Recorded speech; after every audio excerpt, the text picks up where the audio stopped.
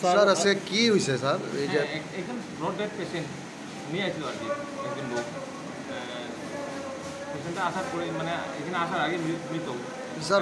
আমরা অনেক সব ব্লাড সব কিছু টেস্ট করার পর দেখলাম যে পেশেন্টটা মৃত অবস্থায় আছে। স্যার নামটা কী তা স্যার? আরপি দাস। কীভাবে মারা গেছে স্যার? যে লোক ওনার সাথে আসছিলেন উনি বলেছেন যে টমটম অ্যাক্সিডেন্টে মারা গেছে। তো বাইক নাকি টমটমকে বাড়ি মেরেছে, তারপরে অ্যাক্সিডেন্ট হয়ে। স্যার তাহলে কি আপনাদের ধারণা যে ঘটনাস্থলে মারা গেছে? এটা রাস্তায় মারা গেছে, বোঝা গেল। Thank you sir. স্যার আজকে কী হয়েছে? একটা মহিলা দেখলাম কিছুক্ষণ আগে আমাদের কাছে একটা খবর আসে যে দোলাবিল যে সিএমও অফিস আছে সেটার সামনে একটা অ্যাক্সিডেন্ট হয়েছে টমটম এবং বাইকে।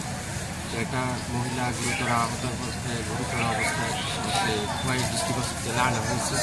তো খবর পেয়ে আমরা সঙ্গে সঙ্গে আসি এবং আমরা স্টাফ পাঠাই দোলাবিল। তো হসপিটালে এসে জানতে পারি রুগীটা ব্রড ডেথ হয়েছে। তো যতটুকু জানতে পেরেছি রুগীটার নাম আরতি দাস, বয়স 59। উনি নাকি প্রাইমারি টিচার।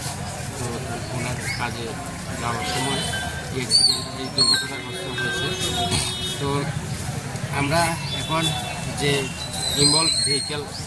ইনভলভ বাইক বা টমটম আমরা এগুলি শনাক্ত করানোর চেষ্টা করছি এবং ড্রাইভার যে চালক যারা ছিল তাদেরকে আমরা চেষ্টা করছি। বাইকটা কি আটক করা সম্ভব হয়েছে?